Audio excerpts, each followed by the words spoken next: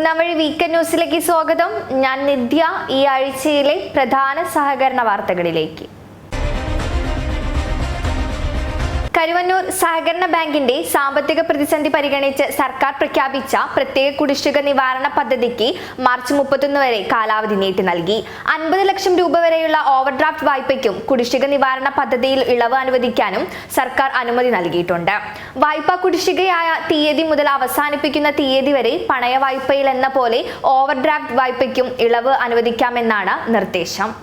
Multistate സഹകരണ സംഘങ്ങൾക്ക് ഇഷ്ടം പോലെ ശാഖകൾ തുറക്കുന്നതിന് നിയന്ത്രണവുമായി കേന്ദ്ര സഹകരണ മന്ത്രാലയം.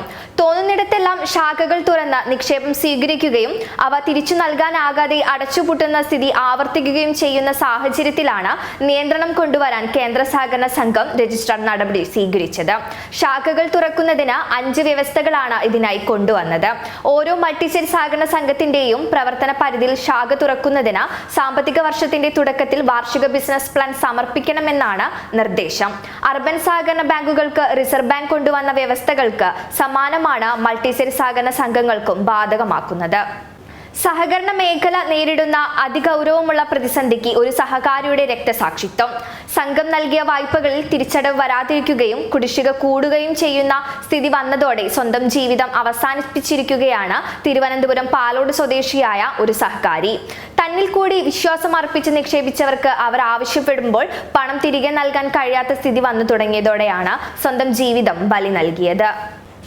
കേരള ബാങ്കിലെ ചീഫ് എക്സിക്യൂട്ടീവ് ഓഫീസറായി ജോട്ടിയം ചാക്കോയെ നിയമിക്കാൻ മന്ത്രിസഭാ യോഗം തീരുമാനിച്ചു. നിലവിലെ ചീഫ് എക്സിക്യൂട്ടീവ് ഓഫീസറുടെ കാലാവധി അവസാനിച്ചതിനെ തുടർന്ന് ചീഫ് സെക്രട്ടറിയുടെ നേതൃത്വത്തിലുള്ള സെലക്ഷൻ കമ്മിറ്റിയുടെ ശുപാർശ പ്രകാരമാണ് നിയമനം. IDBM ബാങ്കിലെ എക്സിക്യൂട്ടീവ് ഡയറക്ടർ പദവിയിൽ നിന്ന് വിരമിച്ചയാളാണ് ജോട്ടിയം ചാക്കോ. റിസർവ് ബാങ്കിന്റെ അനുമതിയോടെയാണ് പുതിയ നിയമനം. സഹകരണ പ്രൊഫഷണൽ എഡ്യൂക്കേഷൻ ഫണ്ടിൽ നിന്ന് സംസ്ഥാന സഹകരണ യൂണിയനും കോപ്പറേറ്റീവ് അക്കാദമി ഫോർ പ്രൊഫഷണൽ എഡ്യൂക്കേഷനും സർക്കാർ പണം അനുവദിച്ചു. 6 വിഭാഗത്തിലായി 15.80 കോടി രൂപയാണ് അനുവദിച്ചിട്ടുള്ളത്. സഹകരണ നിയമം അനുസരിച്ച് സഹകരണ പ്രൊഫഷണൽ വിദ്യാഭ്യാസ സ്ഥാപനങ്ങൾ, ചാരിറ്റബിൾ ആക്ട് അനുസരിച്ച് രൂപവൽക്കരിക്കപ്പെട്ട പ്രൊഫഷണൽ വിദ്യാഭ്യാസ സ്ഥാപനങ്ങൾ, കേബ് എന്നിവയ്ക്ക് പണം അനുവദിക്കാൻ വ്യവസ്ഥയുണ്ട്. ഒറ്റപ്പാലം ലാഡർ സിനിമാസിലെ massage chair ladder chairman CN Vijayakrishnan ഉദ്ഘാടനം ചെയ്തു. Ladder director KV Manikandan, Manju Pramod Kumar, general manager Suresh Babu, manager Muhammad, Rohit Krishnan, chief engineer Santhosh എന്നിവർ പങ്കെടുത്തു. സംസ്ഥാനത്തെ മികച്ച ക്ഷീരസംഘത്തിനുള്ള ഡോക്ടർ വർഗീസ് കുര്യൻ അവാർഡ് മൈക്കാവ് ക്ഷീരസഹകരണ സംഘത്തിന് ലഭിച്ചു. ഇടുക്കി അണക്കരയിൽ വെച്ച് നടന്ന സംസ്ഥാന ക്ഷീരമേളയിൽ മന്ത്രി J. ചിഞ്ചുറാണിയിൽ നിന്നും സംഘം പ്രസിഡന്റ് തോമസ് ജോൺ ഞാളിയത്ത്, സെക്രട്ടറി ജിതിൻ ജെയിംസ്, കൊടുവള്ളി ക്ഷീരവികസന ഓഫീസർ റെജിമോൾ ജോർജ്, കർഷകർ, ജീവനക്കാർ, ഭരണസമിതി അംഗങ്ങൾ എന്നിവർ ചേർന്ന് അവാർഡ് ഏറ്റുവാങ്ങി. തൃശൂർ കിലയിൽ കഴിഞ്ഞ ദിവസം നടന്ന ലോകത്തിലെ ആദ്യത്തെ സഹകരണ റിയാലിറ്റി ഷോയിൽ ചെക്യാട് സർവീസ് സഹകരണ ബാങ്കിന് പുരസ്കാരം.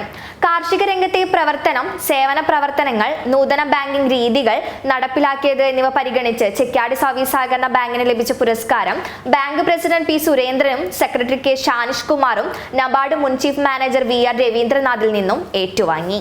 സഹകരണ മേഖലയുടെ പ്രവർത്തനം കാര്യക്ഷമമാക്കുന്നതിനും വിശ്വാസ്യത ഉറപ്പാക്കുന്നതിനും സഹകരണ ഓഡിറ്റിനെ ശക്തിപ്പെടുത്തുന്നതിന്റെ ഭാഗമായി നടപ്പിലാക്കിയ ടീം ഓഡിറ്റ് സംവിധാനത്തിന്റെ മലപ്പുറം ജില്ലാതല ഉദ്ഘാടനം സഹകരണ ഓഡിറ്റ് ഡയറക്ടർ ഷെറിൻ MS നിർവഹിച്ചു. എറണാകുളം വരാപ്പുഴ സർവീസ് സഹകരണ ബാങ്ക് ഭിന്നശേഷിക്കാർക്കായി സാന്ത്വന സ്പർശ സംഗമം സംഘടിപ്പിച്ചു. Aluva municipal chairman MO John ഉദ്ഘാടനം ചെയ്തു. ബാങ്ക് പ്രസിഡന്റ് രാജേഷ് ചീയോടത്ത് അധ്യക്ഷത വഹിച്ചു.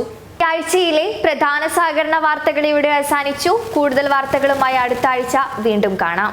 സഹകരണ മേഖലയുമായി ബന്ധപ്പെട്ട വാർത്തകളും വീഡിയോകളും നിങ്ങൾക്കും നൽകാം. അതിനായി മൂന്നാം വഴി online@gmail.com എന്ന മെയിൽ ID യിലേക്കോ 6238500515 എന്ന നമ്പറിലേക്കോ ബന്ധപ്പെടുക.